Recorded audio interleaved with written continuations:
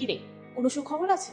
দারুণ সুখবর। এলাকার দুর্বৃত্তরা আমার বিয়ের তৃতীয়বারের মতো ভেঙে দিয়েছে। এলাকার কিছু লোক আমার পাত্রের বাবাকে ফোন করে বলেছে আমার চরিত্রে বিষাক্ত পরিমাণে সমস্যা আছে। যাই হোক, কোন খারাপ করিস না। তোর তো 3 বার আর আমার 8 বার। আমার কপালটাও দিন দিন আজের দিকে এগোচ্ছে। সমস্যা আসলে আমাকে নিয়ে না, সমস্যা হচ্ছে বাবা। বিয়ে নিয়ে কোনো ঝামেলা হলে বাবার মুখের দিকে তাকানো যায় না। আপনার বাবাকে কষ্ট দেওয়ার জন্য আমি দুঃখিত। আপনি এখানে? আমি খুবই সরি, কিছু না বলে হুট করে চলে এলাম। আসলে আপনার সাথে আমার কিছু জরুরি কথা ছিল। তাহলে একটু অপেক্ষা করতে হবে। আমি অপেক্ষা করি। এইটাই কি সেই পাত্র? সাম আছে কিন্তু। এই ব্যাপারটা ধরুন বিষাক্ত সাপের কামড়ের মতো। বিষ একবার পা থেকে মাথায় উঠে আবার মাথা থেকে পায়। কি যে কঠিন একটা রাত দিল গতকাল, সারা রাত ঘুমাতে পারিনি। খুবই বাজে রকম অনুশোচনায় ভুগেছি। চলুন আমার কথাকে লম্বা না করি। আপনি নিশ্চয়ই আমাকে সরি বলতে এসেছেন? হ্যাঁ, আপনাকে তো অবশ্যই সরি বলা উচিত। একবার না, 100 বার না, আমি হাজার হাজার বার আপনাকে সরি। তাহলে বলুন, আপনি বলুন, আমি বলছি। সরি সরি না, মানে একেবারেই তো আমি 1000 বার সরি। 1000 বার তো আমি বলতে পারবো না। আপনি ধরেন যে 1000 বার সরি। আই রিকশা। আহা, এটা কিছু হলো? আপনি হুট করে রিক্সায় উঠে গেলেন, তো কথা শেষ হয়নি। শুনুন রাকিব সাহেব, প্রেম করে বিয়ে করার মেয়ে কিন্তু আমি না। আর আপনার সাথে হেঁটে হেঁটে এখানে খোশ গল্প করবো, এই মেয়েও কিন্তু আমি না। আপনি আমার কাছে ক্ষমা চেয়েছেন, আপনাকে মাফ করে দিয়েছি। তো থাকবেন মামা জানো। মা, চেনা একটা ঘটনা ঘটে গেছে। রাখি, আজকে ও আমার লাইব্রেরিতে এসেছিল। কি বলিস? হ্যাঁ, তারপর? 1000 বার সরি বলেছে। ছেলেটাকে আমার ভালো লেগেছিল রে। আমারও ঠিকঠাক লেগেছিল। কিছু বললো? বলতে চাচ্ছিল, আমি শুনিনি। শুনিস নি কেন? শুনে কি হবে মা? তা আপনার কথা। কবিতা পড়তে আমার ভালো লাগে। আর আপনি যে আমাকে এরকম প্রতিদিন গুরুত্ব করছেন, এটা আপনার পরিবারের সবাই জানে। ঝামেলায় তো পড়েছি আমি। আমার পরিবার তো আছে, তাদের বুঝ নেই। আমাকে কেউ বোঝার চেষ্টা করছে। এদিকে রাতে আমার ঘুম হচ্ছে না।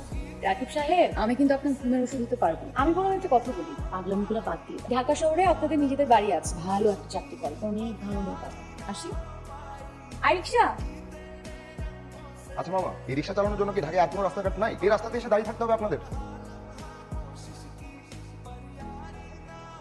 ও এখানে দাঁড়িয়ে আছে কেন? কখন থেকে এখানে দাঁড়িয়ে আছে তো বলেও না। ও তোমাকে যাবার কথা বলতে চাইছি। না করেছি মানে না করেছি, এখন বলে কি হবে? আব্বা, আপনার ভুল হচ্ছে। এটা মোটেও এরকম না। আমি সব জায়গায় খোঁজ নিয়েছি, খুবই ভালো মেয়ে। লোহরা বিয়ে করে ফেল, আমাকে বলার কি আছে? যে ছেলে নিজের ভালো মন্দ বুঝতে শিখেছে, সে তো বিয়েও করতে পারে। এক কাজ কর, সকালে তোর জিনিসপত্র নিয়ে এখান থেকে কেটে পড়, একটা নতুন বাসা ভাড়া কর, তারপর তোর যাকে খুশি তাকে বিয়ে করে তুই সংসার শুরু কর। আর আমি আর বিয়ে করবো? বিয়ে করা তো ভালো ব্যাপার না। ভাইয়া, একটা কোনটা পছন্দ হয়, কোনটা পরবো? হঠাৎ এত রাতে শাড়ি পছন্দ করতে হবে কেন? মা তোকে কিছু বলেনি? না তো, কি ব্যাপার? কালকে আমাকে ছেলে পক্ষ দেখতে আসবে। তাই নাকি? আমার বিয়েটা তাহলে আর সত্যি সত্যি হচ্ছে না। শোনাই, তোর বিয়েটাই আগে হোক। আচ্ছা বল না, কথা বলবো। এটা বস।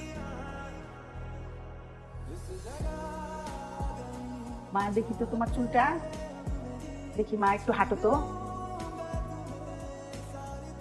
বাবা মা কষ্ট করে এলাকা করিয়েছে, তাই ভাবলাম বাসা বসে কি করে চাকরি করছি, কিন্তু বিয়ের পর আর করবো না। কেন? আমি সংসারটা না অনেক গুছিয়ে করতে চাই। মধ্যবিত্ত পরিবারের মেয়ে আমি, সংসারটা আমার কাছে অনেক বড় বিষয়। আগে সংসার, তারপর পুরো পৃথিবী। তাহলে আর পড়ালেখা করে কি লাভ হলো? সংসার সুন্দর করে গোছানোর জন্য শিক্ষিত হতে হয়। সন্তানদেরকে শিক্ষিত করার জন্য একটা মায়েরও শিক্ষিত হওয়া দরকার। হয়েছে, বাসা থেকে কল করেছি। হ্যালো, কি হয়েছে? কি হয়েছে বলো। আচ্ছা ঠিক আছে, আমি এক্ষুনি আসছি। যেন ঝামেলা হয়েছে বলতো, মানে এক্ষুনি বাকিয়ে যেতে হবে।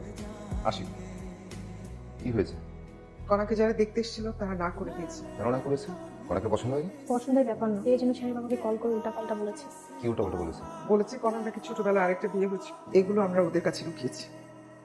সেটাই সেটাই তো আমার আব্বাকে আমি বুঝাতে পারিনি। এটা দরকার ছিল।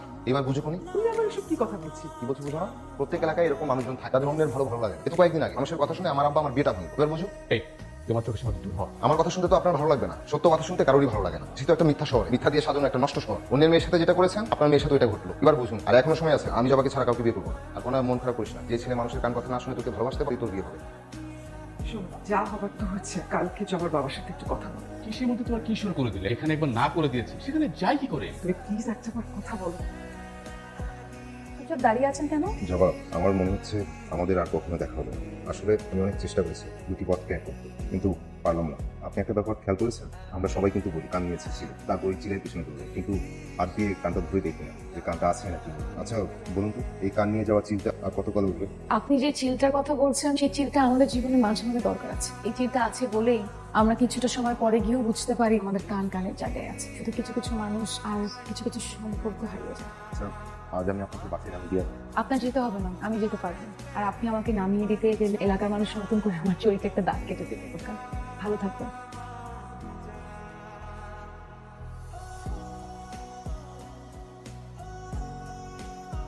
ওরা সবাই একসাথে আসছে তো বিয়ের দিন তারিখ ঠিক করতে।